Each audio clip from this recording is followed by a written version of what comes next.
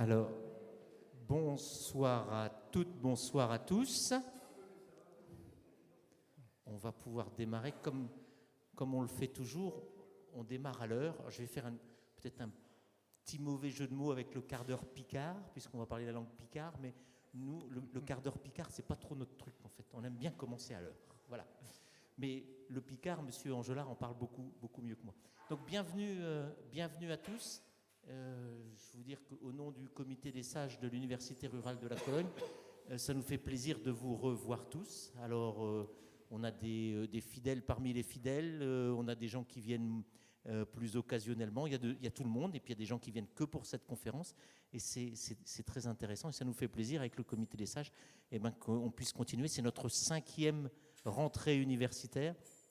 Et donc, on va démarrer cette année, j'en parlerai après la conférence, sur la suite des conférences que les sages ont choisies pour vous cette année. Ce soir, nous accueillons monsieur Olivier Angelard, qui est directeur de l'agence régionale de la langue picarde. Alors, je ne le dis pas en picard, parce que je ne parle pas bien picard. Je vous remercie d'être venu, d'avoir relevé le challenge, parce que commencer l'année, la première conférence, c'est jamais facile. Hein, donc c'est pour vous un beau challenge, et puis c'est un nouveau sujet qu'on n'a pas encore abordé. Je voudrais simplement dire 2 petits mots. Dans notre la devise de l'université, c'est découvrir le monde qui nous entoure pour mieux le comprendre. Et quand on voit l'actualité qu'on a en ce moment, je vais vous dire franchement, à titre personnel, j'ai parfois un peu de mal à le comprendre, le monde qui nous entoure. Et particulièrement aujourd'hui, on a beaucoup de mal à le comprendre. Je pense que ça résonne pour monsieur Angelard, qui est habitant d'Arras. Je suis né aussi pas loin d'Arras, et je pense que le monde qui nous entoure, parfois, c'est pas facile à comprendre. Voilà. Mais je pense que la seule réponse qu'on puisse donner, la vraie réponse qu'on puisse donner, c'est de continuer d'avancer, de rester debout, et puis de continuer à croire en l'avenir, parce que sinon, c'est un peu la victoire de l'obscurantisme, donc on va continuer. Donc je termine cette petite parenthèse, mais je pense que c'est important de le dire. Donc merci monsieur Angelard. Donc vous êtes entre directeur de l'agence régionale pour le Picard, vous êtes aussi chargé de cours à l'université de Picardie Jules Verne, et si je ne me trompe, vous m'avez dit tout à l'heure, vous préparez aussi une thèse sur la langue picarde, puisque vous êtes donc toujours étudiant, donc vous êtes des nôtres, et donc vous allez aujourd'hui nous donner une conférence sur la langue picarde. Donc on a le format habituel, 1 heure de conférence, et puis on aura 10 minutes, un quart d'heure de questions-réponses. Vous nous direz peut-être quelques mots avec Marie sur les itinéraires des écrivains picards, parce que c'est vrai que c'est pas loin de chez nous, et c'est tout à fait dans le thème. Donc voilà, c'est à vous, bonne conférence, et merci à vous tous.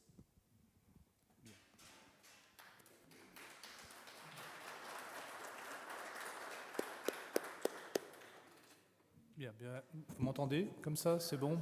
Bien, merci monsieur Morgan, merci pour l'invitation. C'est un honneur pour moi d'être ici avec vous ce soir, que vous soyez aussi nombreux pour m'écouter parler d'un sujet qui nous intéresse tous, j'espère. C'est un sujet qui me touche depuis longtemps. Je ne suis pas aussi juvénile que j'ai sur cette photo. Je vais aller sur ma 57e année, donc je suis un vieil étudiant aussi, et je fais une thèse sur la littérature en picard. Et c'est vraiment un sujet qui est passionnant, la littérature en picard du 19e siècle, et il y a un lien avec le circuit des écrivains. Je vous ai mis le buste d'Hector Crinon qui est de Vraignan-Vermandois et qui est certainement un des plus grands écrivains de langue picarde qui existe. Et il y a une vraie valeur dans la littérature picarde. C'est pas de la littérature patoisante, c'est une vraie littérature. Voilà, je voulais vous dire aussi que je ne resterai pas après ma conférence, je repartirai rapidement, puisque j'ai un de mes enfants qui est au lycée à Arras et qui s'est trouvé pris dans les événements de cette journée. Voilà, donc je repartirai rapidement parce qu'il est un peu choqué. Et bon, je suis venu quand même, mais voilà, j'aimerais être avec ma famille ce soir. Donc je démarre tout de suite. Alors d'abord, je commence par une énigme. Il y a toujours quelqu'un qui reconnaît ce personnage. Descartes. Exactement. Et pourquoi je vous montre Descartes? Parce que Descartes a dit que le langage est le propre de l'homme. Que donc, quand on dit à quelqu'un que sa langue n'en est pas une, on nie son humanité. Et c'est quand même quelque chose qu'on a souvent dit sur le patois. C'est pas une vraie langue, le patois. Voilà. et que ceux qui la parlent sont-ils de vrais hommes. Alors, après mon diapo, vous allez voir, il est un peu en picard, mais ça ne va pas vous gêner, je ne pense pas, parce qu'on m'a demandé d'intervenir dans un diplôme universitaire et de faire une partie de mon exposé en picard. Donc, Edvand Ekmaché, nous allons raviser Coxé, Quindelhomme et le picard, c'est-à-dire qu'on va essayer de déterminer c'est quoi le picard. Il y a plusieurs approches, mais l'approche la première, c'est de l'examiner. Alors, Macquindi, un picard, Anvac, pas dur, hein, Anvac. Voilà. Et donc, vous voyez tout de suite une équivalence entre vache et vac. Et comment vous transformez le mot? Le che, le son che, qui devient que. Et donc, une mouche.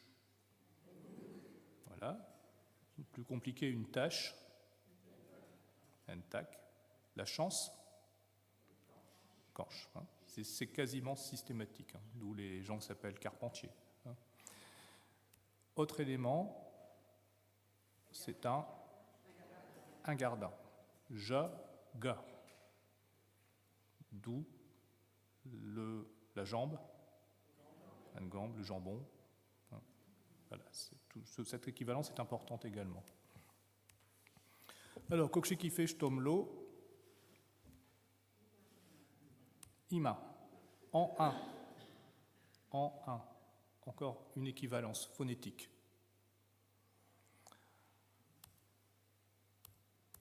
Stomlo, Ilo, Dol. Forche, de le forche, ce che. Ici, osons un mot. La dernière fois, il y en a un qui m'a dit un monde brun. J'ai dit non, pas un monde brun quand même. Alors, des que sur, osons un monde que sur. Qu'est-ce que vous avez comme équivalence? Che que, o-e, ko, chaud qui devient que, et puis ce, che. Ok. Et puis, quand il faut les grammes afro, on peut mettre ça amontieux. Et on a un certain nombre de caractéristiques phonétiques du picard. Et c'est avec ces caractéristiques phonétiques du picard qu'on va déterminer l'espace du picard et qu'on va savoir si on parle ou pas picard. C'est-à-dire que quand vous dites un co ou un ka au lieu de dire un chat, ou une vache, un vac pour dire une vache, quand vous dites sentiment au lieu de sentiment, quand vous dites gambe au lieu de jambe, quand vous avez toutes ces caractéristiques, on peut dire que vous parlez picard. Après, il y a d'autres caractéristiques qui vont varier selon là où on est. On ne parle pas picard de la même manière quand on est ici que, je sais pas, à Abbeville ou à Boulogne-sur-Mer ou à Valenciennes. Il y a des variations dans le picard, mais ces caractéristiques phonétiques, surtout les premières, che, que, ja, ga, en, écrit en uniquement, un, ça c'est vraiment les trois caractéristiques principales qui vont nous permettre de déterminer un espace. Le chat qui se dit ka ou ko, vous voyez, ça ne se trouve pas partout en France. Ça détermine l'espace. Cet espace que vous avez, je ne sais pas si ma souris on la voit. Ah ouais, on la voit. Vous voyez, cet espace, je ne vais pas dans le micro, cet espace ici, c'est vraiment déterminé par un phonème qui en picard est que. Et on va le retrouver ailleurs. Et ici, partout ailleurs, c'est d'autres phonèmes, certainement chat ou tcha. Jardin, pareil, vous voyez, ça détermine un espace. Et là, on voit que ce n'est pas tout à fait le même que le précédent.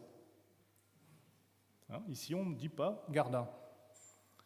Une enclume, donc enclume, j'ai choisi enclume, d'abord j'ai pris ce que j'ai trouvé, et inclume, donc ce son un, vous voyez, il est très caractéristique du nord de la France. Et donc, quand on croise tous ces éléments, on a l'espace picard. Le picard, c'est ça. Et ce qui est vraiment étonnant quand on regarde ces cartes, c'est qu'on a souvent des caractéristiques du picard qu'on va retrouver dans le sud.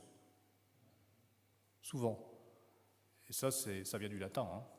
C'est parce que c'est une langue romane qui a conservé plus de traits du latin que d'autres langues. Alors pourquoi? Ça, c'est un peu un peu une interrogation historique. On va délimiter donc cet espace qui est ce qu'on appelle la Picardie linguistique, l'espace linguistique picard. Donc vous voyez tout de suite que toute la Somme est incluse, le nord de l'Oise, le nord de l'Aisne, une bonne partie du nord, sauf l'arrondissement de Dunkerque où on parle flamand, et quasiment tout le département du Pas-de-Calais. Alors cette carte-là, quand je la présente aux étudiants, je leur dis soyez prudents, c'est une carte historique. À Beauvais, il n'y a pas grand monde qui parle picard. Et dans le centre de l'île, on n'entend pas beaucoup parler picard. C'est vraiment une carte purement historique. Aujourd'hui, les gens qui parlent picard, ils sont un peu partout. Il y a beaucoup de mélange de population. Mais c'est une carte qui a été établie à partir d'enquêtes pour faire un atlas linguistique. Et on a vraiment interrogé des gens pour savoir comment dites-vous une vache? Et à partir de tous ces questionnaires, on a déterminé cet espace. Mais le picard, ce ne sont pas que des éléments phonétiques. C'est aussi des mots qui n'ont pas d'équivalent en français. Stomlo, il est... Ah oui, mais en picard. Alors, Ercran. Oui, Ercran. J'ai tout. Vous n'avez pas d'autres? Fatigui, ouais, Satigui, c'est très français. Alors, il est Amati. Amati. Il est Ercran. Il est Odé. Il est Raflaqué. Il y a beaucoup de mots pour décrire les défauts des êtres humains, je vous le dis. Donc, il a des caractéristiques phonétiques, mais il a aussi son vocabulaire, le picard, et puis il a des formes grammaticales. Bon, pour ne pas faire trop long, je ne peux pas trop vous en présenter, mais par exemple, le fait d'avoir les adjectifs de couleur monosyllabiques, d'une seule syllabe, devant le nom. À Amiens, il y a une zone industrielle de la blanche tache, le blanc tac, et pas la tache blanche. Il y a des rouges maisons. Il y a également l'adjectif court dans les Neuville. Je ne sais pas si par ici il y a des Neuville. Neuville, bon, à côté de Lille, il y a Neuville-en-Ferrain par exemple. Sinon, ce serait Villeneuve en français. En français, on a une Villeneuve, en picard, on a une Neuville. Vous voyez, on a l'adjectif qui est avant. On a des tas de traits grammaticaux qui sont différents du français. Ça fait partie de la langue. Puis après, il y a une façon de parler, une façon de décrire le monde qui est aussi, qui n'est pas la même qu'en français. Voilà. Il faut lire Crinon. C'est-à-dire, quand on lit des textes de Crinon, on rentre vraiment dans un autre monde. Et quand on écrit en picard, il faut vraiment arriver quand on veut parler picard, il faut arriver parfois à ne plus avoir des réflexes francophones parce qu'on est dans une autre langue. Et quand on étudie la langue, on s'en rend vraiment bien compte, surtout cette langue du 19e. Alors, pourquoi cette vise un picard, acheteur? J'ai à cause de lit. Non, mais vraiment, je suis sérieux. J'ai à cause de lit. Jules César. Alors, Jules César, c'était un Romain, voilà. Et qu'est-ce qu'il a fait? Il a envahi la Gaule, et qu'est-ce qu'il parlait? Il parlait latin, exactement. L'explication, vraiment, de l'existence du picard, il est là. Donc, avant les Romains, il y a Vaucher, Golo, voilà. Mais ici, chez tous des Gaulois, un mollet est spécial. Ils étaient belges. On était en Belgique ici. Voilà une carte de la Gaule, juste à la veille de la conquête romaine. Et vous voyez que tout le nord de la Gaule, ça appartenait à la Belgique. Et les Gaulois belges n'étaient peut-être pas les mêmes que les autres. Et c'est important. C'est important parce que la langue qu'ils parlaient était certainement différente des autres Gaulois. Et vous voyez, Paris ne fait pas partie. Là d'où vient le français est originaire de là. La langue française vient essentiellement de l'ouest de la France. Eh bien, ce n'étaient pas les mêmes tribus gauloises que dans le nord. Et ça a une importance, à mon avis, assez capitale dans l'existence du picard. Alors, chez Golo, il n'écrit votre Tommy, et ça, vous le savez. On n'a pas de texte, pas d'orthographe. Puis chez Romain, eux, ils s'écrivotent, puis ils écrivotent un latin. Donc, chez Golo, ils sont mis à apprendre le latin, parce qu'il faut bien faire avec. De la même manière qu'aujourd'hui, pour réussir dans la vie, il faut parler français. Puis demain, il faudra parler anglais. ou chinois. Mais en tout cas, il y a toujours une raison économique, politique, d'apprendre une autre langue. Il y a des langues, toutes les langues n'ont pas la même valeur. Vous apprenez une langue qui est parlée par 100 personnes, ce n'est pas la même chose que de parler une langue qui est parlée par 1 milliard. Voilà. Et les Gaulois ont abandonné leur langue pour parler la langue du plus fort, simplement. Alors, je vous passe rapidement, hein. Tous les mots français qui viennent du latin, on comprend pourquoi. Et puis, d'un seul coup, il n'y a plus d'empire. Et on a eu ce qu'on appelle les invasions germaniques, les invasions barbares. Vous voyez, ils sont horribles, ils ont des casques à pointe. Et ces barbares sont venus s'installer dans le nord de la France. Enfin, ils sont venus s'installer dans toute l'Europe, mais ici, dans le nord de la France, ils ont été particulièrement nombreux. Alors, j'aime bien dire que on ne sait pas combien ils étaient en vérité, les barbares. Donc c'est compliqué de savoir jusqu'où ils ont pu influencer. Ce qui est certain, c'est qu'il y a eu des invasions barbares qui ont fait tomber l'Empire romain et qu'il y a des populations qui parlaient des langues germaniques qui sont venues s'installer en Europe. Plus ou moins nombreux selon les régions, mais quand même partout en Europe. Nous, ici, c'était les Francs. Les Francs qui étaient situés au niveau de la Hollande actuelle, qui parlaient une langue qui était à peu près comme du néerlandais, du vieux néerlandais, et ils sont venus s'installer dans le nord de la France. La capitale de Clovis, c'était Tournai. Et leur langue s'est mélangée avec le latin qui était parlé par les Gaulois. Ça a influencé le latin parlé par les Gaulois, en sachant que, suivez-moi bien, les Gaulois, ils parlaient latin avec un accent, j'imagine, avec des formes gauloises. Ils ne parlaient pas latin comme les Romains. Donc déjà, leur latin n'était plus du vrai latin. Et donc il y a eu cette influence franque, on va dire, qui a donné le picard. Alors je vous remonte la carte. Vous voyez, il y a plusieurs strates, il y a plusieurs couches qui sont venues créer le picard. Alors là, vous voyez, on voit bien que l'Empire, le royaume des Francs qui est en bleu, il couvre bien tout le nord de la France. Ailleurs c'est d'autres populations germaniques qui étaient certainement moins nombreuses, probablement. Donc le picard, c'est une langue belgo-romane. Il y a des langues gallo-romanes, il y a des langues celto-romanes, c'est-à-dire des langues romanes qui ont été parlées à des endroits où les gens parlaient une langue celte, comme le breton, peut-être le gaélique. Gallo-romane, c'est là où on parlait vraiment gaulois, Vercingétorix, et ici on était en Belgique, donc on peut parler de langue belgo-romane, c'est-à-dire c'est une langue romane qui a été influencée par d'autres populations que dans d'autres régions. Alors il y a des mots d'origine germanique, Wasang évidemment, hein. D'ailleurs en anglais to wash, en néerlandais wassen, un drangel. Je ne sais pas si vous connaissez ce mot-là, je ne sais pas si ça se dit par ici. Moi, ma grand-mère, elle me le disait au tout dit. Enfin, elle me le disait pas tout dit, mais elle me le disait au dimanche. Je vais te donner de gringel. Gringel, c'est le pourboire. Drink geld, l'argent pour boire. Un quinquin. Un quinquin, un bébé, oui. Un quinquin, le Manneken, PiS à Bruxelles, le Manneken. Kun, c'est diminutif de petit. Quinquin, c'est kun, c'est petit en anglais. Le français mannequin vient de là. Et un meken ou un metchen, ça vous devez connaître. Maurice Thierry en parle. Un meken, ouais. Une servante. Eh oui, une servante.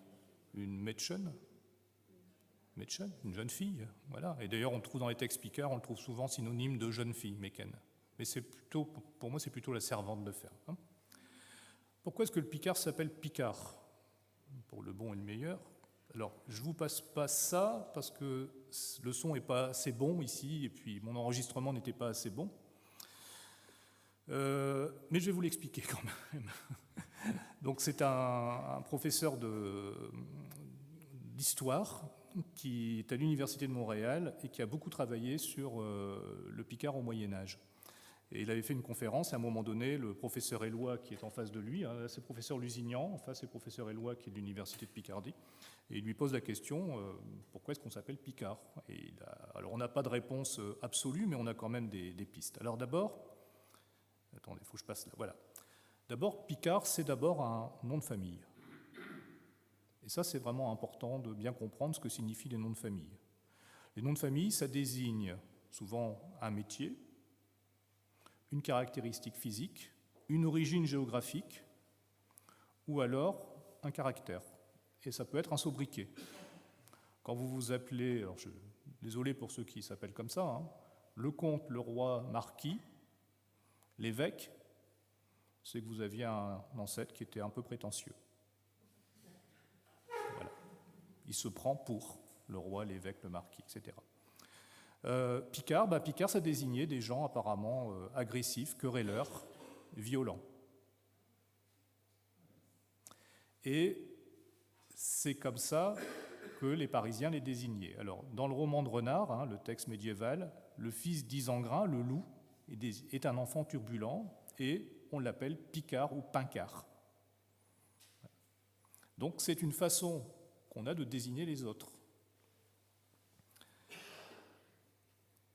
À la Sorbonne, l'université de Paris, les étudiants étaient regroupés selon leur origine géographique, dans des nations, un peu des espèces de résidences universitaires.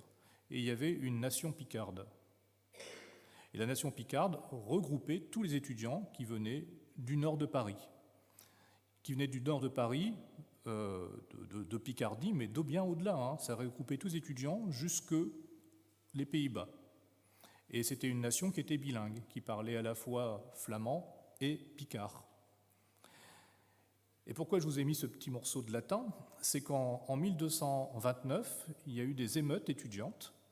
Apparemment, les étudiants sont allés boire un coup dans une taverne et ils n'ont pas voulu payer, et ça a dégénéré en émeute. Et la police, dans les rapports de police, on lit donc cette phrase, là, errant de partibus conterminis Flandria, quos vulgirater Picardos nominamus, qui veut dire qu'il venait d'une région près de la Flandre qu'on appelle vulgairement les Picards. Et ça désigne bien ce côté bagarreur, querelleur des Picards. Ça veut dire que le mot Picard, c'est un sobriquet péjoratif qui a été utilisé par les Parisiens pour désigner les habitants qui venaient du nord de Paris. Un peu comme on a désigné les Esquimaux par ce nom, alors que maintenant on ne les appelle plus des Esquimaux, maintenant on dit des Inuits. Ils se désignent eux-mêmes comme Inuits. Les Picards ont été désignés comme Picards par les autres. Ça, c'est important de le comprendre. Et c'est pour ça qu'on a dit que ces étudiants parlaient picard. La langue des Picards, c'est le picard. Mais il n'y a jamais eu de comté de Flandre. Il n'y a jamais eu d'unité politique des Picards. Hein, c'est une région administrative qui a été créée par le roi de France, la Picardie, comme une unité administrative, comme aujourd'hui un département ou une région. Mais il n'y a pas eu d'unité autonome, comme il y a eu un comte de Flandre, un comte d'Artois ou un duc de Bretagne. On n'a pas eu ça ici. Et en plus, c'est assez récent, puisque ça date uniquement du XVe siècle, la Picardie, alors que les autres comtés datent d'avant l'an 1000. En 1694, la Picardie, c'est tout le littoral ici, qu'on appelle la basse Picardie, et en gros ce qui correspond à la Somme, au nord de l'Aisne et au nord de l'Oise. Alors, pour vous montrer un peu une problématique quand même, voilà le domaine linguistique qu'on a vu, et si on devait superposer les deux cartes, vous voyez qu'il y a une grande partie du domaine linguistique picard qui n'est pas historiquement picard. D'où la difficulté aujourd'hui de faire comprendre aux gens du Nord-Pas-de-Calais qui parlent picard. Parce qu'historiquement, ils ne sont pas picards. Ils sont artésiens, ils sont flamands, ils sont énuyés, mais ils ne sont pas picards. Ils sont cambrésiens, éventuellement, mais historiquement, voilà. Le Nord-Pas-de-Calais n'est devenu français, enfin en tout cas la partie est, qu'au XVIIe siècle, un peu plus tard. Alors, on appelle picard le ch'ti aussi, enfin on va parler de ça, hein, vous allez me poser la question, donc je la devance, et le ch'ti, le rouchi, le patois. Alors, le rouchi, si c'est un mot que vous n'avez jamais entendu, c'est la façon dont on désigne le picard dans la région de Valenciennes. C'est comme ça qu'on l'appelle là. Alors, il y a des caractéristiques phonétiques qui sont un peu différentes. Ici, vous dites un pleuf, ou des pleufs, je ne sais pas. Là-bas, on dit plouef. On ne dit pas neuf, on dit nuef. Voilà, il y a des variations qui existent. Et rouchi, ça viendrait de drouchi, c'est-à-dire de ici. Drouchi, ici, drola, là-bas. Donc le rouchi, ça serait la langue d'ici, la langue drouchi. On n'a pas de certitude de cette étymologie, mais on la retrouve quand même, ça paraît assez logique. Le ch'ti, Vous connaissez tous la raison de l'existence du mot ch'ti, ou il faut que je le dise? La guerre 14-18, voilà. C'est également un sobriquet, le mot ch'ti. C'est un mot qui apparaît que pendant la guerre 14-18, et puis qui, comme dans le Nord-Pas-de-Calais, on ne se sent pas picard, ça a été utilisé pour désigner la langue, et puis aussi pour désigner les habitants en général. D'ailleurs, on a d'abord désigné les habitants. Les ch'timis, c'est avant tout les habitants. Et depuis quelques années, quand on parle de ch'ti, on parle de la langue. Mais au début, c'était que les habitants, le ch'timi. Pas forcément la langue. Hein. Il y a eu une évolution. Et le patois. Le patois, c'est encore une fois, on est dans le péjoratif. Quand on regarde le dictionnaire de l'Académie, alors, variété d'un dialecte. Alors déjà, le dialecte, c'est une partie de langue. Le patois, c'est pire, c'est la variété de dialectes. Contrée de faible étendue, vous voyez la différence entre un patois et une langue régionale. Une langue régionale, ça se parle dans une région complète, qui peut être très grande, ça peut même se parler sur plusieurs régions. La langue d'oc, ça se parle sur tout le midi de la France. C'est des dizaines de départements. Et pourtant, on a bien parlé du patois provençal. Là-bas, les gens disaient aussi qu'ils parlaient patois. Alors, ce qui est intéressant, c'est qu'on prend en exemple le dialecte picard, prend plusieurs patois. Voilà. Alors, c'est vraiment la notion d'un langage pauvre, rustique, c'est incompréhensible, ce n'est compris que par celui qui le parle et vraiment son environnement proche. Ça vient du verbe gesticuler et ça signifie aussi, là l'étymologie n'est pas donnée, ça signifie aussi les cris d'animaux. C'est vraiment une façon péjorative de désigner les gens qui parlent des langues régionales. Et on va comprendre pourquoi un peu plus loin. Ce qui est vrai aussi, c'est que le picard n'est pas une langue unique. Il y a beaucoup de variétés de langue picarde. Alors, il n'y a peut-être pas un picard par village, mais quasiment. Parce qu'on dit toujours différemment, un peu différemment dans le village d'à côté. Et c'est insensible. Quand on fait une enquête linguistique, on vous dit oh, ici les gens ils parlent pas bien, non, nous on parle pas. Par contre, le village d'à côté, qu'est-ce qu'il parle bien patois? Puis on va là dans le village d'à côté, et puis on traverse tout. Personne ne parle patois, et tout le monde parle un patois différent. C'est vraiment intéressant, ça, de voir comment les gens se représentent leur langue. Là, vous avez les grandes variétés, les grandes variétés de picard qui existent, autour de Lille, autour d'Arras, autour de Noyon, autour d'Amiens, bien sûr, et puis, j'ai envie de dire, surtout ici dans le Vimeux, où c'est encore resté relativement vivant. Alors, pour illustrer ça, puisque j'ai quelques enregistrements, un petit bout d'Hector Crinon, lu par Pierre Ivard Jvavard. Crinon, petite misère de la vie des campagnes.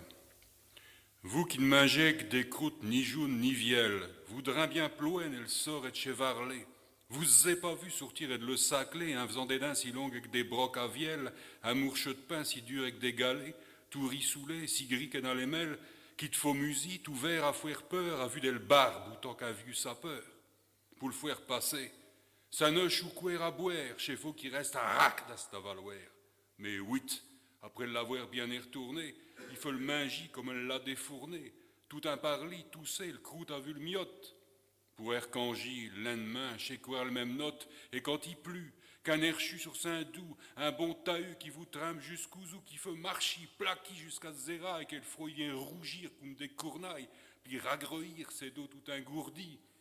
Vous nous verrez rentré, triste et wodi, tout pneu, air-crante plapouté d'un chez bourbe, un barbouillis ou tant que des phases tourbes. Vous avez tout compris, hein? Alors, une autre variété de picard, du picard du Ponthieu, de l'extrémité ouest de la Somme. Donc c'est un texte qui est lu par Jacques Dulphy, d'Aimé Savary, qui était un auteur du Ponthieu. Et vous allez voir, le rythme, c'est assez différent quand même. Puchet dans la trilogie d'Aimé Savary, qu'il est tout de Biotchen du côté de Dourlin, v'là un morcieux des Schlieux. Il y avait des putes communes et semaines à chez village, donc tout le monde y pouvait tirer ses provisions, merger la pierre, un bricot, un bardage, capioter père à touer, tout comme pour une moisson. D'un gros treu, la bout de chaîne sortait de Manuel, en qu'elle était beau, quand l'autre allait touer à eux. Au bout d'un cap d'acier, aux autres chez Sey, à un crochet à ressort qui s'affromouait tout seul. Et chieux, il déchadouait, un wignant bélérade, au lâchoué le Manuel pour s'éviter du mot, qui t'a reçu voir un coup ses mains à marmelade à vouloir le rattraper, quand à Saint-Balouet de Tran. Beaucoup plus de tche. Hein. Ici, c'est plus des que. Là-bas, on dit des oué, ici on dit des o. Vous voyez, il y a quand même des différences qui sont assez sensibles. Et puis, il y a un texte en ch'ti, hein, une cafougnette. De Jules Mousseron, pauvre cafougnette. Cafougnette, d'âge jeunesse, manquait souvent de conduite. Il buvait comme un trop et faisait des dettes partout. Un jour, dans un café, il rate d'un air timide. Il ne vaut plus un liard et n'était pas corsou. Des messieurs jouent à carte et Cafougnette, ben vite, s'adresse à un gros riche au collet à minou. Un maton à gradin boursouflé de graisse à frites. Hé l'homme, je vous ferai rien de me prêter 40 sous. L'homme, fier comme s'il avait inventé le noir tablette, répond à Cafougnette de ce voix grasse et de près-là. Moi, vous prêtez de l'argent, mais je ne vous connais pas. C'est justement pour ça, qui répond Cafougnette, que c'est à vous surtout que je préfère m'adresser. Tous ceux qui me connaissent, ils ne veulent point ma... Ah, c'est pas la fin. Elle ne veut pas m'adonner, hein, évidemment. Denain, c'est à côté de Valenciennes, hein, donc c'est du Rouchy. Hein. Le rythme n'est pas le même. On parle plus vite, c'est plus saccadé. Et puis, on ne va pas dire, ici, je ne sais pas comment un trou, vous dites un treux. Il dit un trop. Vous voyez, une différence phonétique. Et le rythme n'est surtout pas le même. L'accent n'est pas le même. La prononciation n'est pas la même. Et puis, le plus exotique pour la fin, du tournésien.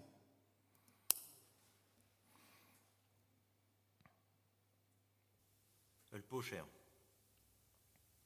Le joueur de le pocher de grammaire, jusqu'à le buvot chuferlu, un tenant scout et chuchant suc, à côté de l'étuffe l'hiver. Elle récofo ses ociaux et toute seule busio comme chat. D'un guéol, le carnarin vzo quick, un orwéchant le cas. C'est un pocher ordinaire, chez pétringue de ce temps-là, qui n'a pas qu'à eu par tiers, et dessus la chelle il se tiendra.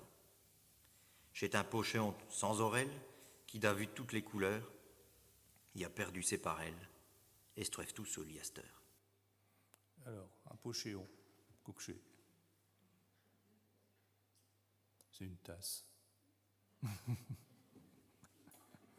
Et vous entendez les éons, à part, on dirait, si on devait le dire ici, on devrait dire un pochon, et là on dit un pochéon. Un gaïol, un gaïéol. Vous savez ce que c'est un gaïol? C'est une cage? Une cage, un gaïol. En français, une geôle. Voilà. Et on a aussi là, et c'est pas le même rythme, vous voyez. Donc forcément, quand on entend ces différents picards, on se dit, mais il n'y a pas de langue. Il y a des patois. Et pourtant, tout le monde dit un vac, hein, je vous assure que... Voilà. Mais ce n'est pas une langue standardisée. C'est une langue qui est en train de se standardiser petit à petit, parce que les gens se mélangent. Mais à la base, une langue, ça appartient toujours à une communauté. Et la communauté naturelle, elle était assez étroite. Ça pouvait être la communauté du village, la communauté de la ville, la communauté du quartier. Aujourd'hui, on est en train de changer d'échelle de communauté. Aujourd'hui, la communauté est beaucoup plus large qu'avant. Hein. On se fréquente beaucoup plus, on va plus loin. Par le travail, on est amené à quitter son lieu de naissance, même souvent avant même de travailler pour ses études. Voilà, donc la communauté n'est plus la même. Donc la langue est en train d'évoluer. Mais la langue authentique, celle qu'on a voulu écrire, celle qu'on a voulu sauvegarder, celle que les savants ont voulu sauvegarder, c'était une langue qui était très, très dispersée. Mais avec quand même beaucoup de caractéristiques communes, hein, parce que ça n'empêche pas de se comprendre, si on fait l'effort de se comprendre, bien sûr.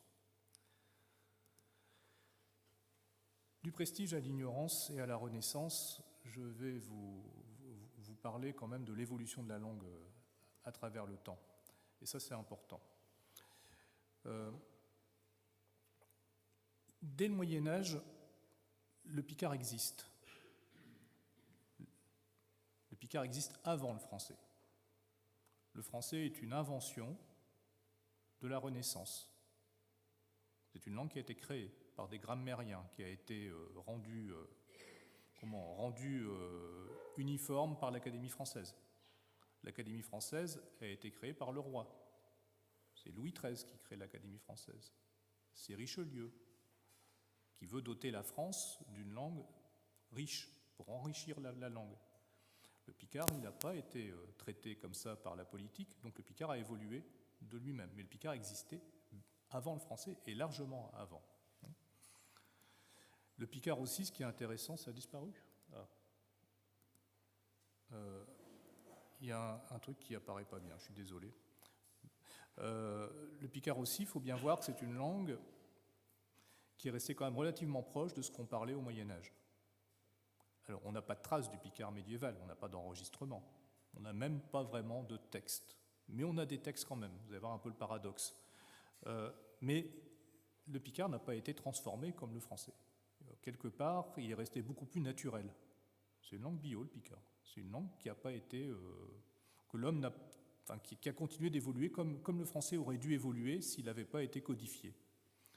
Alors ça explique aussi parfois des formes qui vous paraissent bizarres en picard, qui sont correctes en picard, qui ne le sont pas en français. Mais probablement que ça serait plus logique de le dire comme en picard. Alors, le premier texte qui existe en picard, avec du picard dedans, c'est la séquence de Sainte-Eulalie, qui est d'ailleurs le plus ancien document en langue romane qu'on conserve en France. Il date de 880 et il est conservé à la bibliothèque de Valenciennes.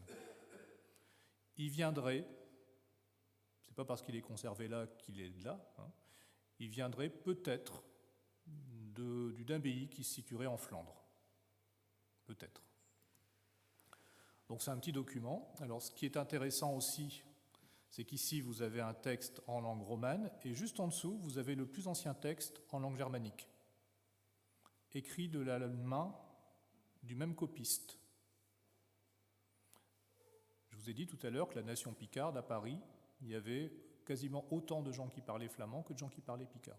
Ça veut dire que les deux langues étaient fort en contact.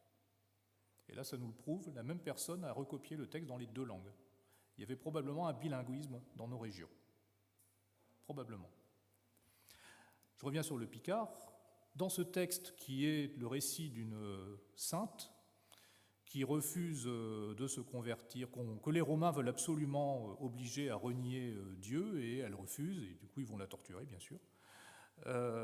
Donc c'est un récit hagiographique, et on a des mots picards. Alors on a deux mots picards qui sont absolument évidents, peut-être d'autres, mais comme on ignore la prononciation, voilà, comment c'était prononcé. Le premier mot picard qui est évident, c'est diol. Est-ce que c'est un mot qui vous parle ? Alors là où vous êtes, vous seriez censé le connaître.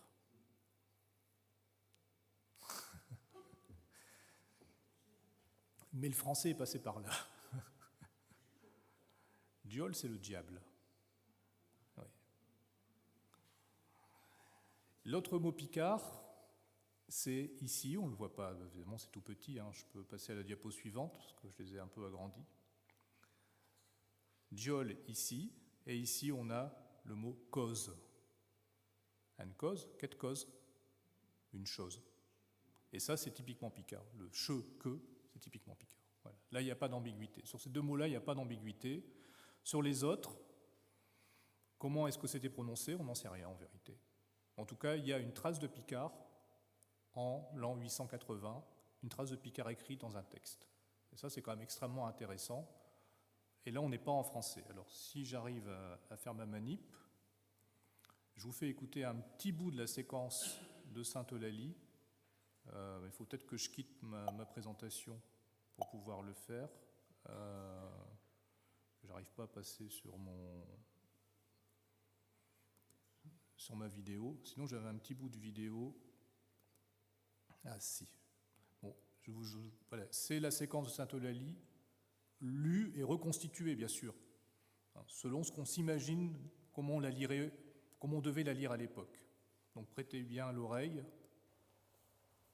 Buona pucella fut la lia, belle auet cors, belle sur anime, voldre la ventre Deo inimi, voldre faire diaol servir. Elle non escutet les mas conseillers, quel Deo ranet qui maint sus un ciel, ne por ned argent ne parament, pour manace regiel ne preement, nulle cause non la pourrait donc prier, la pole sempre non amas de Deum le Deo menestri. Voilà, je reviens sur mon... Alors vous n'avez pas vu le lecteur, c'était Pierre Ivard, mais il faut que j'arrive à sortir maintenant de mon QuickTime. Voilà. Voilà, je suis revenu sur mon PowerPoint. Donc ce texte est lu par Pierre Yvard dans un documentaire qui s'appelle Plum, qui est un documentaire sur les écrivains picards du XXIe siècle. Et l'objet, c'était de faire se rencontrer des écrivains qui écrivent aujourd'hui en picard avec le plus ancien texte avec du picard dedans, qui est conservé donc à Valenciennes. D'autres textes médiévaux comportent clairement des mots picards. Je vous montre ici le jeu de Robin et Marion d'Adam de la Halle, qu'on appelait lit bossu, même s'il n'était pas bossu, c'est un arageois. Adam de la Halle, avec Jean Baudel, sont les inventeurs du théâtre moderne en langue romane. Vous voyez ici, dans cette enluminure, qu'on a du picard, canchon, avec un K en plus. Et puis on a ici le mot canté. On écrit le picard avant d'écrire le français. Voilà, je vous le redis. On a ici un extrait du texte, et vous avez beaucoup de picardisme. Biocire, il m'a montré qu'il m'acquiert, vêtu nul oiselle volé par Zerlécan, Cardonnerel et Pinchon, ou Pinson, qui cante, mais vêtu par Chidevant, j'ai un best. Ah oui, j'ai vu hier sur chemin tout Carquier aller au moulin. Est-ce chou que je vous demandais? Chou, ce, Carchier, chargé, Carquet, je ne sais pas si vous le dites, hein, mais Carquet, hein. Le moulin, le Kma. Voilà. On est au XIIe siècle. Et on a des textes en picard. Alors on n'a pas les textes originaux, donc on ne sait pas comment ils étaient écrits. Enfin, pas comment ils étaient écrits, oui, comment ils ont été écrits à l'origine. Ça, malheureusement, ce sont toujours des copies qu'on trouve dans les bibliothèques parisiennes, on les trouve dans la bibliothèque du Vatican, dans les grandes librairies, dans les grandes bibliothèques européennes, mais on n'a pas les textes de première main, à ma connaissance. Attention, ce sont toujours des textes qui étaient recopiés, puisqu'à l'époque, on n'avait pas l'impression, on ne pouvait pas faire de livres imprimés, donc c'était recopié par des copistes qui modifiaient un peu le texte aussi. J'en viens à 1539. 1539, c'est l'édit de Villers-Cotterêts, et c'est ce qui va marquer en France la disparition des langues régionales à l'écrit. Au Moyen-Âge, on écrit comme on parle. La question ne se pose pas. En plus, il faut savoir qu'au Moyen-Âge, le picard est la langue du nord de la France, qui n'est pas la France.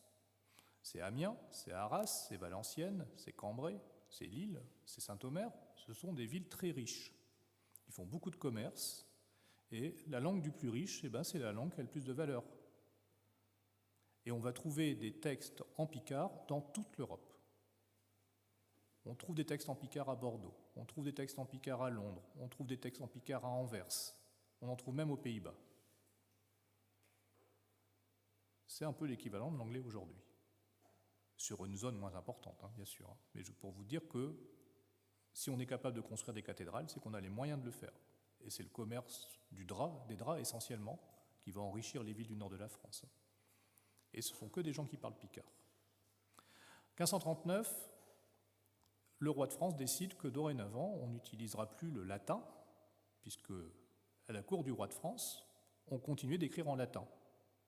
Dans les villes du nord de la France, on écrivait dans la langue qui était vraiment parlée par les habitants, on était moderne. À la cour du roi de France, on est resté dans le latin, parce que le latin, c'est la langue de prestige, et que le roi de France est un homme prestigieux. François Ier, c'est lui qui va faire émerger le français moderne, et qui va décider que le français est l'héritier du latin, qui vaut autant que le latin, qui va le relatiniser. C'est pour ça que vous avez des mots, vous avez cheveux et vous avez capillaire. Vous avez deux mots là, deux mots différents. Cheveux, certainement c'est l'évolution normale du latin, et puis on a recréé des mots savants à partir du latin. Ce qui fait que le français est une langue un peu artificielle en vérité, et c'est peut-être pour ça qu'elle est aussi dure à apprendre. 1539, le roi dit, dorénavant, tous les actes doivent être écrits en français. Alors il ne dit pas exactement ça, il dit en langue maternelle françoise, mais il ne dit pas ce que c'est. Et cet acte juridique est encore en vigueur aujourd'hui. Encore aujourd'hui, alors c'est une problématique que je connais bien, il y a des régions où des personnes voudraient s'exprimer en langue régionale, dans un contexte officiel, conseil municipal par exemple, et le préfet attaque au tribunal administratif, et le tribunal administratif donne tort à la collectivité en disant non, non, l'ordonnance de Villers-Cotterêts vous oblige à parler en français. Oui, c'est le plus ancien texte, mais c'est un texte qui est encore en vigueur aujourd'hui. Heureusement, il n'y a plus que cet alinéa-là, parce qu'on autorisait la torture aussi. Ça a disparu, je vous rassure. Sous l'Ancien Régime, ce qui est avant la Révolution, on ne se soucie pas des langues régionales. Ce n'est pas une question. Comme au Moyen-Âge, on ne se soucie pas des langues. Les gens ne parlent pas de leur langue. Ils la parlent, mais ils n'en parlent pas. Il n'y a pas de notion de région, il y a des provinces. Bon, l'élite est francisée, c'est-à-dire que les élites parlent français, donc le peuple peut continuer de parler sa langue, ce n'est pas gênant. Il n'y a pas d'école obligatoire, il n'y a pas de presse, il n'y a pas de diffusion d'écrits, il n'y a que l'élite qui lit des écrits. Il y a par contre des textes qui circulent, souvent sous le manteau, sous forme de feuillets, des textes un peu critiques sur le roi, mais pas sous forme de livres. Et c'est au XVIIe siècle qu'on va voir apparaître les premiers écrits vraiment en picard, volontairement écrits en picard. Les textes du Moyen-Âge ne sont pas forcément volontairement écrits en picard. À partir du XVIIe, on écrit en picard. Et c'est du picard qui nous parle. Les textes du Moyen-Âge ne nous parlent pas. Quand on les lit, ça nous paraît quand même être une langue étrangère, ou en tout cas une langue curieuse. Si je vous lis ça, je vais vous le lire comme moi je l'entends, avec mon picard. Je n'ai tôt ouer loin, j'ai tôt d'un oloche, quand jouis qu'un diso. J'ai chi qu'un oloche, tôt, pour nos frères honneur, boutez bien tout d'aro, nous voulons chi mourir au service du roi. De quel gens êtes-vous, monsieur, ça dit nos dames. Nos gens sont-ils dit de monsieur le vidame, mordambieux. Schlaé, faut point dire à un, nous sont chi envoyés pour contrevarder un. Ça vous semble picard, même si vous n'avez pas tout compris. Eh bien, c'est du picard du XVIIe siècle, qui est quand même relativement proche, à part des mots de vocabulaire qui ont disparu ou qui sont plus usités. C'est une langue qui reste assez proche de ce qu'on peut parler encore aujourd'hui. Alors, c'est l'histoire de quelqu'un qui voit débarquer chez lui des soldats français pendant une guerre contre l'Espagne, et il est obligé de les accueillir. Alors, il n'est pas d'accord. Donc il va aller voir le maire, tout ça. Enfin, il y a toute une histoire derrière. On a peu de textes en picard du XVIIe siècle. On en a, je crois, 14 ou 15, et ils sont tous anonymes. Mais à partir du XVIIIe, on va voir apparaître beaucoup plus de textes. Et ils sont plus anonymes, parce que la langue suit l'évolution de la société. Au XVIIe, on n'a pas trop le droit d'être contre le roi. À partir du XVIIIe siècle, le régime se libéralise un peu, et on a le droit d'écrire sous son propre nom, on a le droit de critiquer, on a le droit de se moquer. Et puis, la technique permet aussi d'éditer des livres. Le livre coûte moins cher. Et dans les grandes villes, notamment à Lille ou aussi à Amiens, on va voir apparaître des premiers écrivains picards. À Lille, c'est François Cotigny, dit Brûle-Maison. Il y a une rue Brûle-Maison à Lille. Et lui, son plaisir à Cotigny, c'est de se moquer des Tourquenois. Alors c'est terrible, il se moque d'eux, mais sans arrêt. L'histoire du... Je ne sais pas si vous connaissez l'histoire des... comment on appelle, des péqueux de l'âne. L'âne qui boit la lune. Donc c'est quelqu'un qui vient faire boire son âne dans une mare, et il voit la lune dans la mare. Il y a un nuage qui passe devant la lune disparaît. Et qu'est-ce qu'il dit ? L'âne a bu la lune. Et donc il va ouvrir le ventre de son âne pour faire sortir la lune. Non mais c'est des histoires horribles. Oui, les Tourquenois sont des gens... Mais il n'y a pas qu'à Tourcoing qu'on dit ça, je vous rassure. Des péqueux de lune, il y en a partout. La Révolution va marquer un grand changement dans la position de l'État sur les langues régionales. Je vous dis, à l'époque des rois, la question ne se posait pas. Il n'y avait pas de problématique autour de ça. Avec la Révolution, ça devient tout à fait différent. Parce que le XVIIIe siècle, c'est le siècle des Lumières. C'est le siècle de Voltaire, de Diderot. Et quelle langue utilisent-ils ? Ils parlent français, tous ces gens-là.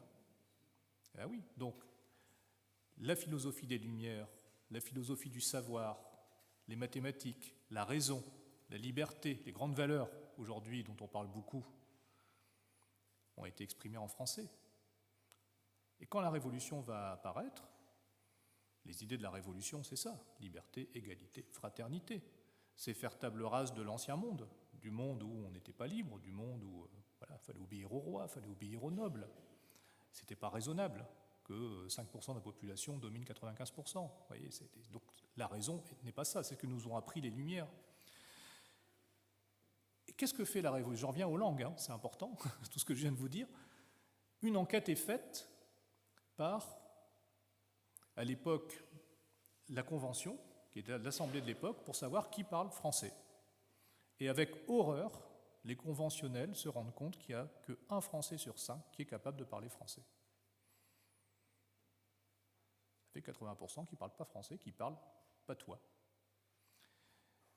Et la position de l'époque, la réaction, ça va être, il faut anéantir les patois. Les patois sont un obstacle aux idées révolutionnaires.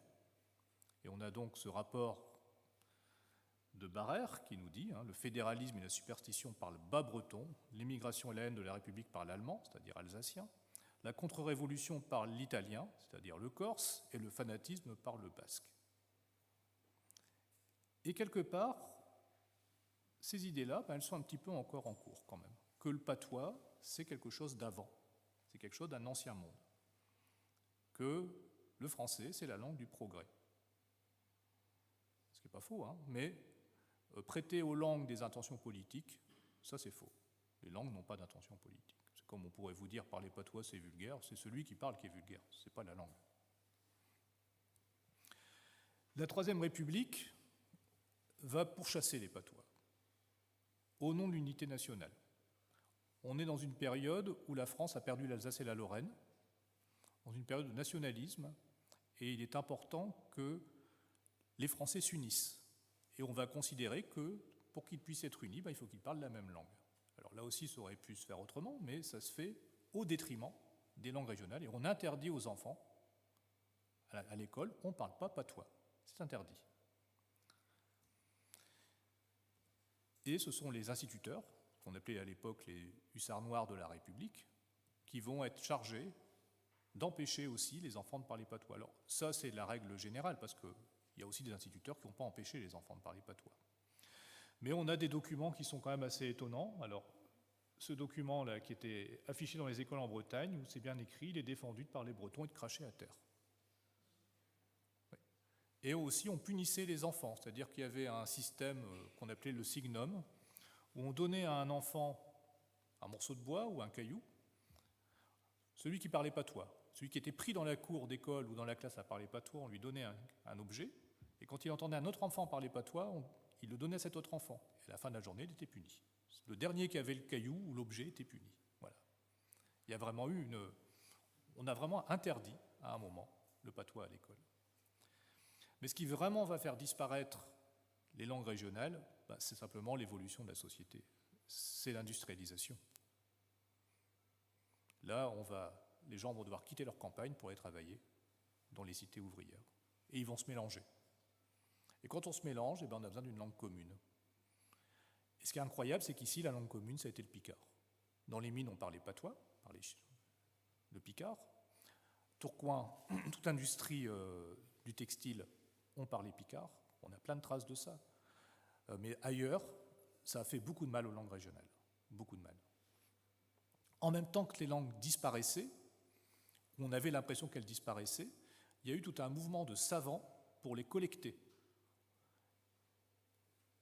Des savants de l'époque qui ont écrit « Nous vivons la fin des cultures authentiques, nous vivons la fin du monde paysan. Tout est en train de s'industrialiser, donc la langue des paysans est en train de disparaître, il faut se dépêcher de la noter. » D'où des tas de livres au XIXe siècle pour noter les chansons, les traditions, le vocabulaire. Et puis il y a aussi une vogue, une mode littéraire d'intérêt pour les cultures régionales, pour les langues régionales. En 1859, Frédéric Mistral, qui était un provençal, a publié un poème, qui est plutôt une espèce de roman en vérité, qui s'appelle Mireille, et il a eu le prix Nobel avec ce texte en 1904. Et ça a redoré quand même, ça a fait grand bruit, et ça a redoré l'image de ces langues qui étaient en train de disparaître. On a aussi la langue qui émerge d'un point de vue littéraire. Édouard David, qui est un auteur amiénois, quand il va être accueilli au sein de l'Académie d'Amiens pour ses écrits en picard, j'insiste, Édouard David écrivait en picard. C'est un personnage qui écrit l'histoire de Lafleur, par exemple. Je ne sais pas si vous connaissez le personnage de Lafleur, la marionnette. Et vous connaissez la femme de Lafleur? C'est Sandrine. Et c'est Édouard David qui a créé Sandrine. Avant Édouard David, Lafleur avait des femmes, mais ce n'était jamais les mêmes. Après Édouard David, ça a toujours été Sandrine. Voilà. Et Édouard David, lors de son discours de réception à l'Académie d'Amiens, va parler de littérature picarde. Il va être un des premiers à aborder le picard comme de la littérature, comme ici dans le Vermandois, Maurice Thierry également va parler de littérature. Et ce sont des gens qui sont des savants. Ce sont des intellectuels de l'époque. On n'est pas dans l'auteur patoisant, on n'est plus dans l'auteur patoisant, on va arriver dans autre chose. Le picard, c'est aussi une langue qui va servir pour revendiquer. Ça, c'est un auteur qui est assez peu connu, qui est de l'Oise, qui est de Compiègne. On ne s'attend pas à ce qu'on parle picard à Compiègne. Alors lui, il écrivait avec des dictionnaires, lui, j'en ai la certitude, puisqu'on l'a retrouvé, son dictionnaire. Et il publiait une gazette qui s'appelait la Gazette des paysans. Il était un peu anarchiste sur les bords, d'ailleurs il a eu des ennuis avec la police de l'époque, et il publiait un almanach également. Et on trouve un dialogue entre un Parisien et un paysan. Alors, bon paysan, dites-moi, à quoi sert l'agriculture? Mon existence est, ma foi, plus agréable et moins dure. Et le paysan qui lui infique: j'ai pour vous nourrir qu'au travaillions tant, pour vous qu'on ne savez point n'affaire autant, pour gagner vos hardes et puis vos nourritures. Je laboureux travaille comme un galérien. Moi, voyez bien, qu'on perdez-vous bien, j'ai pour vous nourrir, monsieur le Parisien. Et on sent un début de revendication de quelque chose dans ces textes picards. Vous voyez, on utilise la langue pour exprimer quelque chose, et pas uniquement pour faire rire. Et puis, alors vous arriverez à lire un peu, c'est même une langue qui est défendue.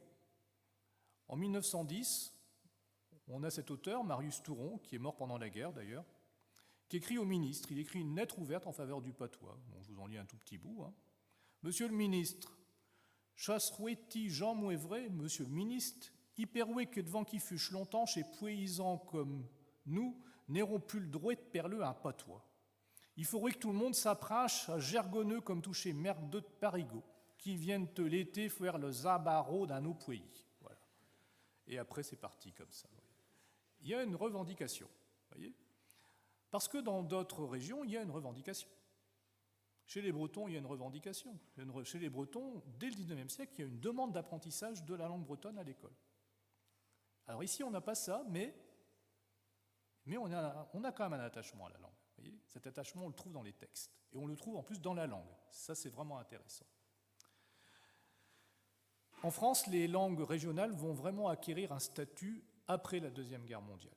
C'est à partir de ce moment-là qu'on va commencer à avoir un début de protection. Très, très modeste. Leur enseignement va commencer en 1951 avec la loi d'Eschonne, qui était un Catalan, quelqu'un du Roussillon. Et on a pu, à partir de ce moment-là, enseigner un peu les langues régionales à l'école. Et quand je dis un peu, c'est un peu. C'est-à-dire qu'il n'y avait que 4 langues et on avait le droit, que sous de manière très optionnelle, d'aborder un peu dans le cours de français. On est très loin de ce qui se passe dans d'autres régions aujourd'hui, où on enseigne vraiment des langues régionales complètement de manière immersive. Pour revenir un peu sur la relation un peu compliquée entre l'État et les langues régionales, il y a eu une langue en 1951 et il a fallu attendre 70 ans pour qu'on ait une deuxième. Pour un sujet qui, quand même, peut être assez important dans certaines régions, c'est étonnant qu'il a fallu attendre 70 ans. La deuxième loi, c'est 2021. Le picard n'a pas vraiment participé à tout ce mouvement. Il a été ignoré. Voilà. Là, vous avez les langues régionales enseignées en 2021. Vous voyez, il y a un grand blanc là où on est. C'est pas rien. En plus, vous voyez, le flamand, il est un peu expansif là quand même. On ne parle pas flamand là où c'est indiqué. Et même pour le flamand, il n'y a aucun enseignant. Vous voyez, il n'y a pas d'effectifs. Là, vous avez dans les camemberts, vous avez les effectifs. Vous voyez, en Bretagne, on a, je ne sais pas combien, 10 000 jeunes. En Alsace, ils sont 12-13 000. Bon, c'est jamais des effectifs très importants, mais enfin, dans les autres régions, il y a plusieurs milliers. Chez nous, il n'y a rien. C'est zéro. Parce qu'il n'y a pas de mouvement politique. Alors, c'est vrai qu'il n'y a pas de mouvement politique, mais il y a quand même un mouvement picard qui a existé. C'était aussi un de mes sujets d'étude. Il y a eu des gens qui ont revendiqué, je vous l'ai montré, hein, mais ça a vraiment démarré, ce mouvement picard, ce mouvement de reconnaissance du picard a vraiment démarré en 1966, quand un poète, Pierre Garnier, et un linguiste, René Debrie, vont créer une association qui s'appelle Éclitra. Alors Éclitra, c'est ça ici, c'est la fleur de Marie. Et éclitrer, ça veut aussi dire faire des éclairs. Il y a un double sens. Et eux vont se poser dans la modernité.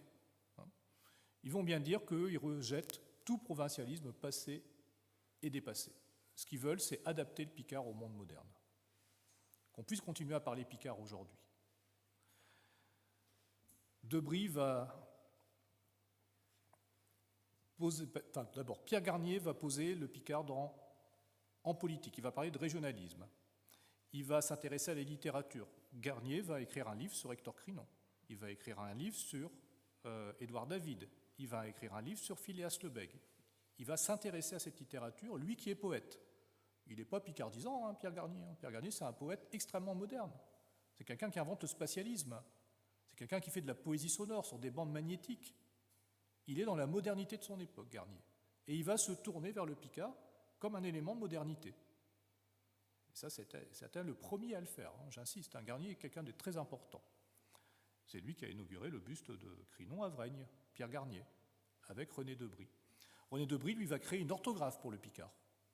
Ce qui va dire que si le picard est une langue, il faut que cette langue ait son orthographe.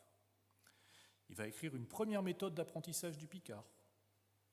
C'est impressionnant. Enfin, jusque-là, le patois, ça s'apprend tout seul. Debrie va écrire une méthode pour qu'on puisse l'apprendre. Et une vraie langue, ça peut s'apprendre. Une langue qu'on ne peut pas apprendre, ce n'est pas une vraie langue. Et puis, ils vont essayer de rassembler tous les deux les picardisants de l'ensemble du domaine picard. Et ça va marcher. Ils vont faire une réunion en 1972 à Amiens sur la littérature picarde, et ils s'imaginaient être 5, ils vont être 50. Et ça, c'était leur grande surprise, c'est de voir qu'il y avait des gens qui s'intéressaient en picard. Et ça reste une grande surprise aujourd'hui. Je veux dire, aujourd'hui que le picard peut être enseigné, on est surpris de voir le nombre d'enseignants qui ont envie d'enseigner le picard. Et des gens jeunes, des gens qui ont 30 ans parfois, qui veulent enseigner le picard. On se demande comment ils l'ont appris, voyez. On ne les connaissait pas, ils apparaissent. C'est assez étonnant, vraiment. Premier mouvement, Éclitra, fin des années 60, début des années 70. Deuxième mouvement, des vrais jeunes, parce que malgré tout, Pierre Garnier et René Debrie n'étaient pas des vrais jeunes. Pierre Garnier était né en 1929, Debrie pareil, quoi. Donc ils avaient une cinquantaine d'années quand ils ont fait ça. C'était pas vieux, mais bon, ils n'étaient pas des vrais jeunes quand même. Dans les années 80, on a de vrais jeunes qui vont créer une revue qui s'appelle Schlancheron, tout en picard, qui existe encore aujourd'hui. Alors maintenant, ils sont plus jeunes. Mais à l'époque, ils l'étaient. J'ai la photo, je vous prouve qu'ils étaient jeunes. Et ils parlaient de tout. Ils parlaient d'écologie, ils parlaient de politique, ils parlaient de picard, bien sûr. Ils parlaient de beaucoup de choses. Comme dans ces années 80, ces années 70-80, c'était des écolos un peu contestataires. Et ils contestaient en picard. Et ça a marché. La revue, je vous dis, existe toujours et elle a apporté quelque chose. Et ils ont fait de la création. Et ils sont allés dans les écoles. C'était aussi les premiers à dire il faut aller dans les écoles. Et puis, dans les années 90, on a vu apparaître une union des associations qui s'appelait Terre Tous,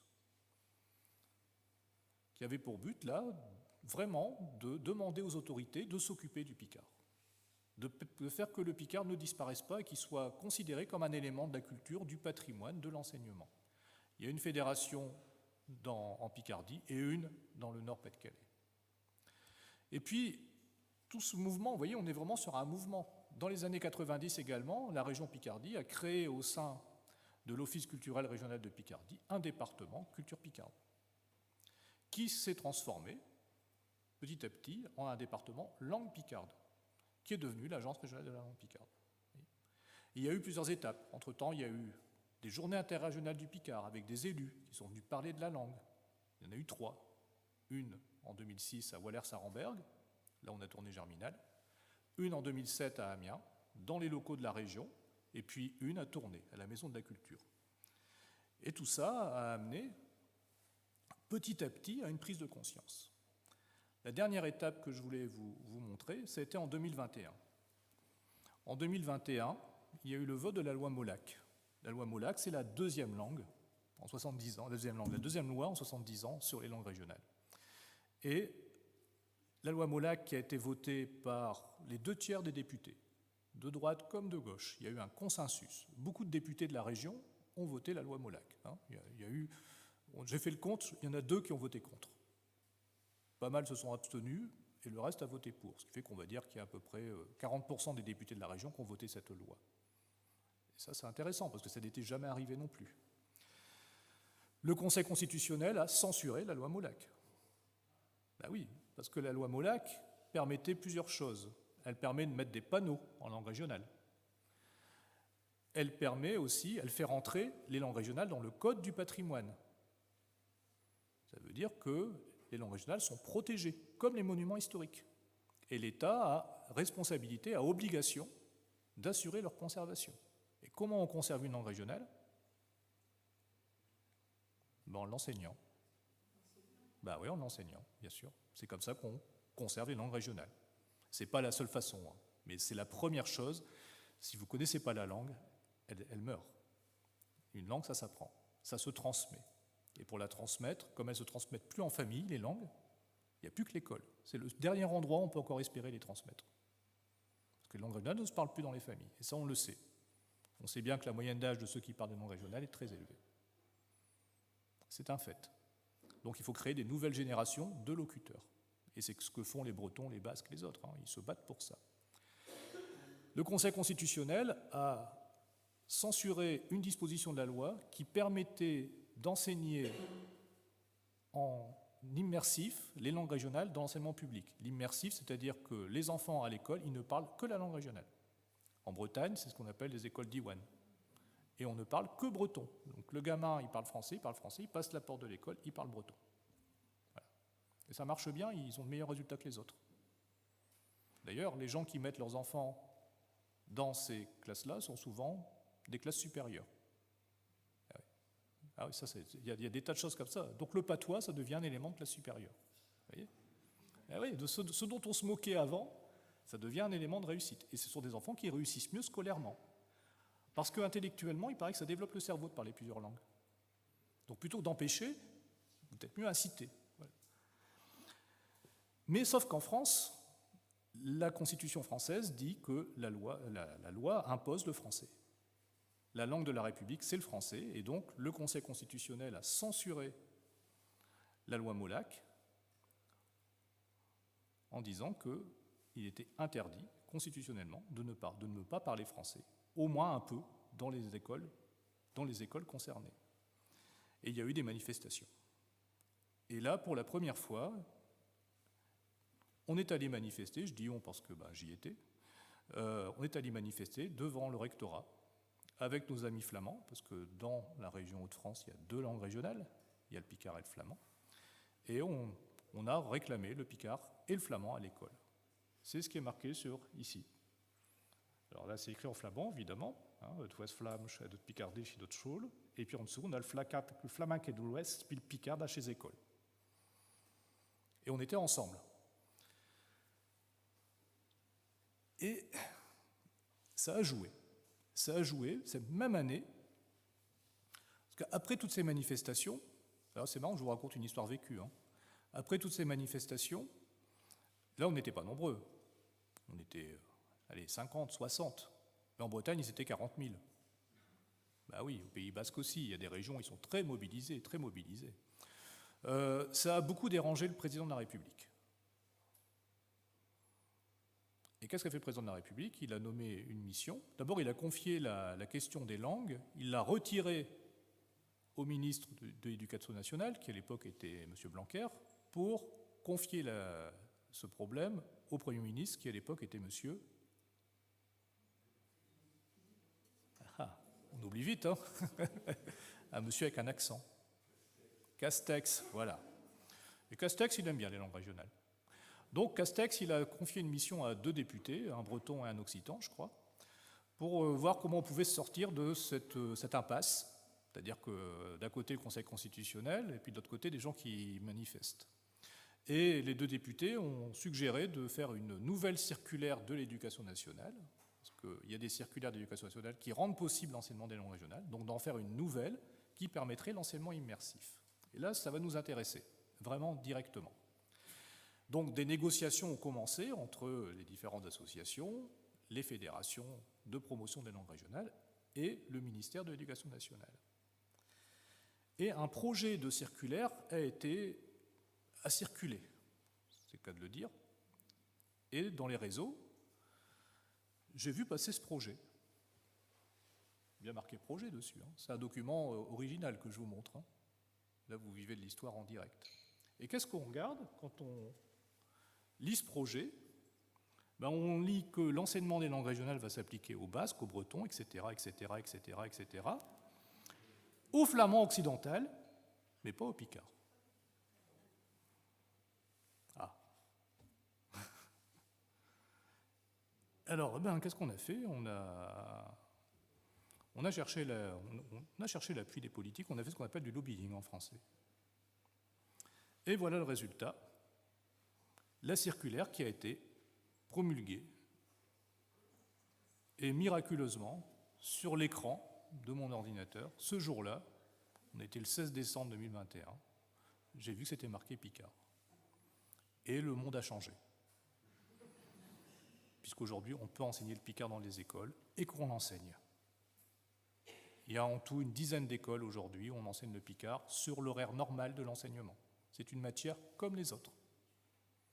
Et on a des enseignants qui veulent enseigner le Picard, qui veulent se former. Alors c'est pas sans problème, ça pose des tas de questions. Quelle langue on enseigne? Voilà. Comment ça s'écrit? Vraiment, hein, c'est comment on tient compte à la fois de ce qu'on parle localement et d'une langue qu'on devrait avoir en commun. Mais ça marche, les enfants aiment. Quand les enfants aiment, les parents aiment, et les enseignants sont contents de le faire. Et ça se développe. On enseigne le Picard à Péronne depuis 2021, maintenant. Péronne était une première école, l'école du Mont-Saint-Quentin, c'est la première école à avoir enseigné le Picard.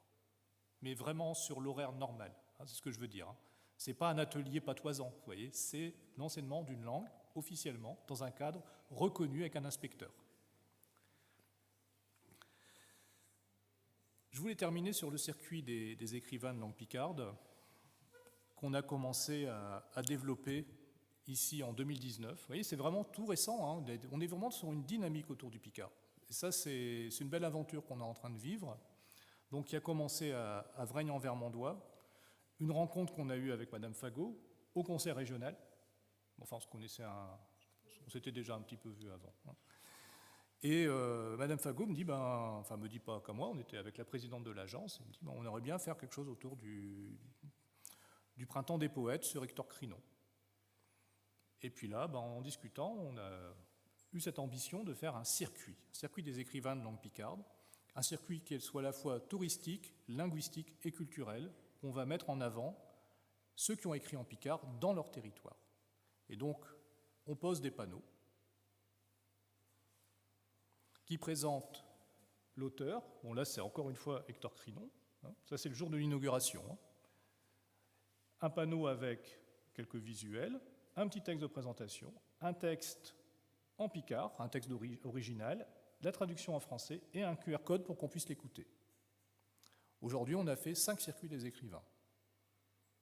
Il y en a un à Vraignes, un à Vermand, un à Étreillé, un au Ronçois, et on vient d'en inaugurer un dernier il y a 15 jours, je crois, c'est ça, il y a 2 semaines, 2-3 semaines peut-être, à Illy-sur-Noix. Et l'année prochaine, je pense qu'on va en inaugurer au moins 2 autres.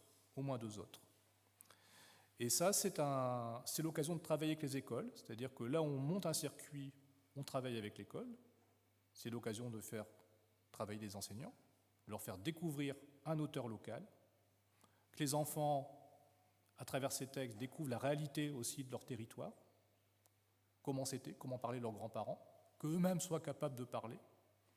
Les enseignants, ils voient que c'est pas du patois, voilà. C'est pas un jargon incompréhensible, ça s'écrit, c'est officiel, il y a des choses à dire, des choses intéressantes en plus.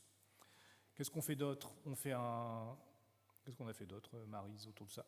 Et on édite les textes de ces auteurs. On les traduit et on les édite pour que tout le monde puisse les lire. On les édite en version bilingue.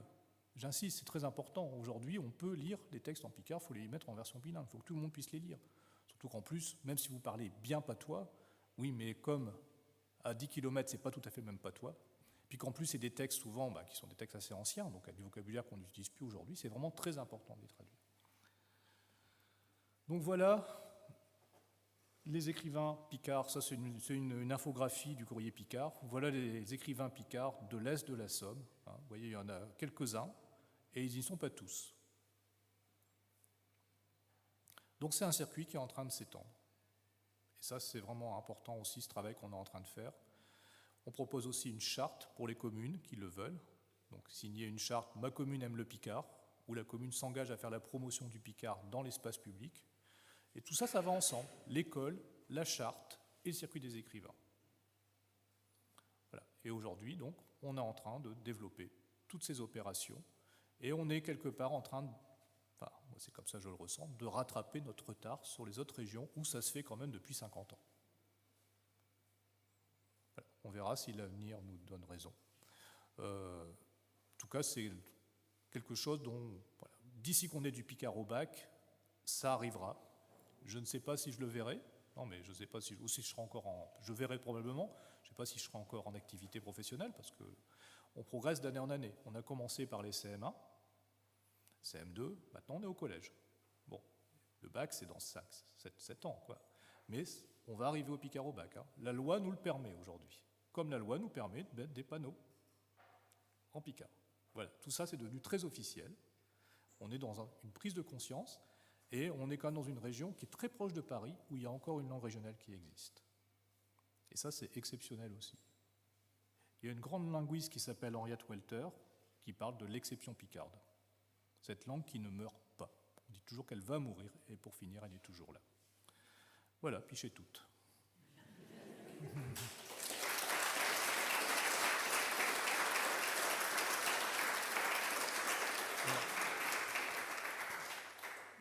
Merci beaucoup pour votre conférence. Moi, je vais vous apprendre un mot en picard. Vous savez comment on dit passionnant en picard? Ça se dit engelard. Voilà. Vous avez appris un nouveau... Donc vous avez été passionnant, oui, parce qu'on vous a écouté religieusement, et je pense qu'on a appris beaucoup de choses sur le Picard, et puis sur la Picardie en général. Et merci beaucoup de nous avoir captivés pendant toute cette soirée. On a quelques instants pour quelques questions ou précisions. Si vous avez quelques précisions à demander à notre conférencier ou une intervention, si vous avez... Anaïs. Comment sont formés les professeurs des écoles? C'est une bonne question. Ils ne sont pas formés pour l'instant. Alors, ils ne sont pas formés. On est en train de mettre en place les formations. Donc, il y a plein de difficultés. D'abord, il y a 2 académies. Les 2 académies ne marchent pas ensemble. Voilà. J'ai appris en travaillant avec l'éducation nationale que l'éducation nationale n'était pas la même partout, ce que j'ignorais. L'Académie d'Amiens a commandé à l'université un diplôme d'université qui s'appelle Enseigner le Picard, qui dure 2 ans, qui est censé rendre des enseignants capables d'enseigner le Picard, mais qui n'apprend pas la langue. Et ça, c'est un vrai problème, parce qu'on peut enseigner une langue sans l'apprendre. Ce que l'on fait aujourd'hui, le plus efficace, alors soit on a la chance d'avoir un enseignant qui parle Picard, il y en a encore qui parle Picard, qui est prêt à s'auto-former, et nous, on peut accompagner. Sinon, j'ai une collègue qui met en place des cours en co-enseignement. Donc, on intervient en même temps que l'enseignant. C'est-à-dire qu'on donne un cours de Picard, et l'enseignant est à côté, et à un moment, c'est l'enseignant qui fait. C'est-à-dire que l'enseignant se forme lui-même au contact de ma collègue. Voilà, c'est la solution aujourd'hui la plus efficace, parce que là, il parle vraiment Picard. Alors après, c'est bien, on peut faire le diplôme d'université, et en plus faire du co-enseignement, et en plus se former. Mais aujourd'hui, on ne forme pas au Picard à l'université, c'est-à-dire que le Picard à l'université, c'est juste quelques heures d'option. Bon, ça existe, mais c'est quelques heures d'option. Dans les écoles de formation des maîtres, les INSPE, il n'y a pas non plus de formation. Donc, voilà, Il n'y a pas encore de manuel de Picard. On va bientôt sortir un dictionnaire, un gros dictionnaire, mais pour l'instant, il n'est pas encore sorti, donc voilà, on se débrouille comme on peut.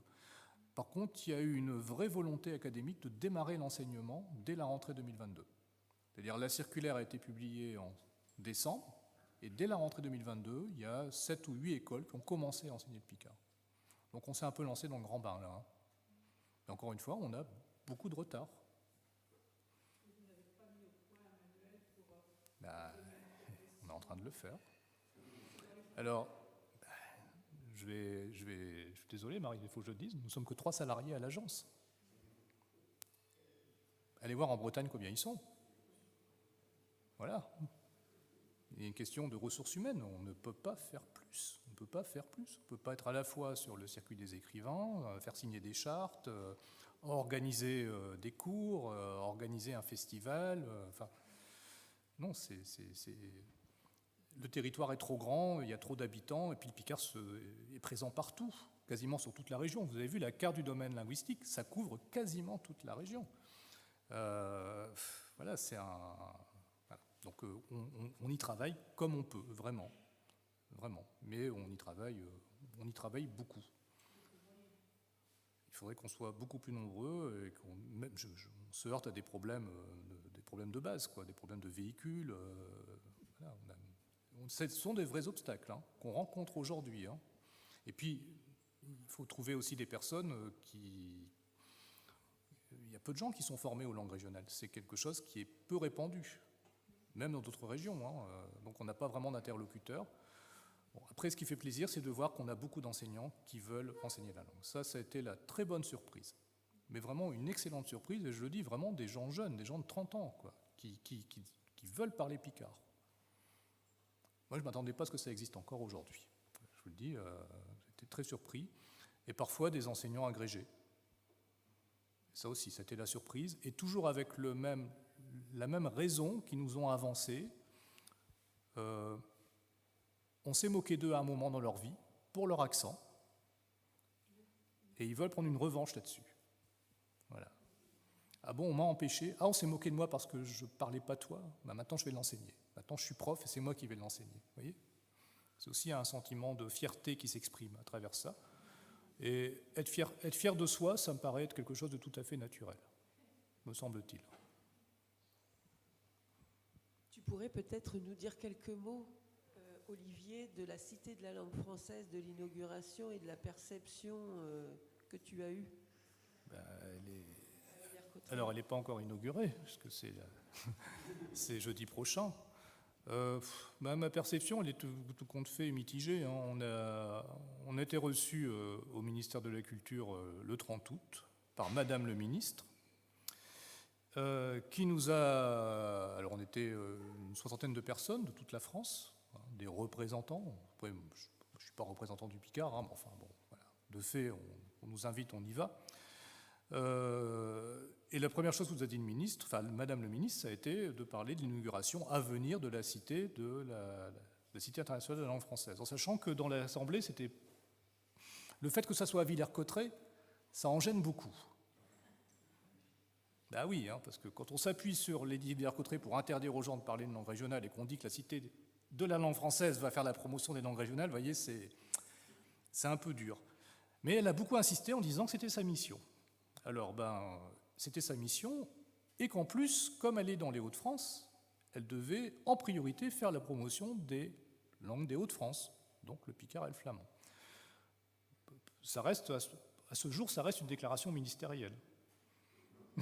Voilà, je le dis parce qu'on a écrit le lendemain, ou enfin 2-3 jours après, on a écrit au directeur de la Cité, M. Paul Rondin, pour lui dire que Madame le ministre avait dit ça, et que on serait ravis de le rencontrer pour voir ce qu'on pourrait faire ensemble à l'occasion de l'inauguration.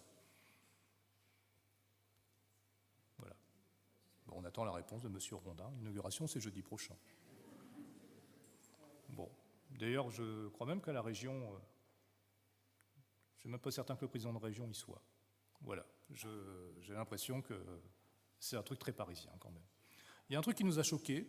Je ne sais pas si vous avez regardé le reportage de Stéphane Bern sur comment il s'appelle déjà son émission sur le patrimoine, c'est pas de secret d'histoire, peut-être je sais plus, mais enfin il y a une émission sur le patrimoine, et on a vu la cité de la langue française. Il était à Villers-Cotterêts. Je ne sais pas si vous avez vu dans tous les mots qui sont dans la verrière. Moi, ce qui m'a choqué, c'est qu'il y a le mot patois. Et patois, c'est péjoratif. Voilà. Et ça m'a choqué. Voilà, je vous le dis. Je me suis dit que pour une cité qui est censée faire la promotion des langues régionales, mettre en avant le mot patois, c'est contradictoire. Il y a quelque chose qui est gênant. Voilà. Mais bon, c'est quand même quelque chose qui est confié. Enfin, la conception de ce genre d'outils est confiée à des cabinets parisiens, enfin, des gens qui ont. Voilà, quoi. Pour eux, c'est peut-être même pas péjoratif. Pour eux, le patois, ben oui, c'est parlé par. Voilà, Plouc est un mot breton, hein. N'oubliez pas. Hein. Bon. Alors, sur ces bons mots, moi je retiens que le Picard, c'est une envie, c'est un enthousiasme de votre part. Ça reste un combat quand même, visiblement. Oui. Et puis c'est peut-être aussi un avenir. Et je pense que vous en. C'est une aventure. Voilà. Et c'est une aventure. C'est surtout une aventure. Je pense que ça résume bien tout ce que vous voulez nous dire. Moi, j'ai quelques petites choses avant qu'on se quitte. D'abord, une nouvelle fois, merci beaucoup pour votre visite aujourd'hui à l'Université rurale de la Cologne, pour votre exposé qui, je vous le répète, était vraiment captivant et passionnant. Et puis je vous invite quand même, et c'est pas Maryse qui va me démentir, à visiter et aller vous rendre sur les circuits des écrivains picards. Alors je vais faire la promotion des deux qui sont les plus proches de nous, Auronsois et Avreigne en Vermandois. Ça vaut vraiment la peine, et c'est très très bien fait. Alors, quelques petites infos simplement plus sur l'université. D'abord, si vous voulez réécouter la conférence de M. Angelard, vous pouvez, à partir de ce week-end, elle sera visible sur la chaîne YouTube qui s'appelle Tincourt TV, hein, comme toutes les conférences. Vous pouvez revoir toutes les conférences des 5 dernières années aussi. Donc, si vous voulez, ça c'est la première chose. Deuxième chose, pour ceux qui n'ont pas encore laissé leur adresse mail pour être au courant des prochaines conférences, eh bien, il n'y a pas de souci, vous pouvez encore le faire à l'entrée et ça vous permettra d'être informé de toutes les prochaines conférences. Les prochaines conférences, il y en a une la prochaine, le 10 novembre. Alors, c'est un nouveau sujet. Alors, à chaque fois qu'il y a une conférence, je vous dis, c'est un nouveau sujet, c'est encore nouveau. Ben oui, on essaye avec le comité des sages de trouver des nouveaux thèmes. Et alors là, ça sera une conférence sur un designer automobile. Ça, on n'a jamais fait, sur un monsieur qui s'appelle Robert Aupron, qui est un Amiénois, qui est décédé il n'y a pas très longtemps, mais je ne vais pas vous faire la conférence ce soir. C'est l'homme qui a dessiné la SM, la GS, la Mi 8, enfin bref, un certain nombre de voitures, la Fuego, un certain nombre de voitures, et c'était quelqu'un qui a été vraiment novateur dans le design automobile. Et donc, c'est un monsieur d'Amiens de la Société des Antiquaires de Picardie qui viendra nous faire une conférence le vendredi 10 novembre à 20h. Et puis, j'ai une dernière petite chose avant qu'on passe au pot, parce qu'après, on partage un pot ensemble comme d'habitude. Je vous montre ce fameux objet que maintenant vous connaissez tous, qui est une quille. Je ne sais pas comment on dit quille en picard, mais c'est une quille particulière parce qu'elle a une fente sur ce côté-là. Vous la voyez ? Et dans la fente, on peut mettre des tas de choses, mais principalement des pièces et des billets. Et donc voilà, c'est ce qui nous permet de faire vivre l'université, de la retransmettre, de l'enregistrer, de faire venir des conférenciers. Voilà, donc elle est là-bas à l'entrée. Je vous remercie à tous de votre visite et de votre participation ce soir. On va pouvoir boire un verre ensemble, discuter entre nous. Et puis, bonne soirée, rentrez bien, soyez prudents. Et puis, à la prochaine fois, donc le vendredi 10 novembre à 20h, sur le design automobile. Bonne soirée à tous et merci.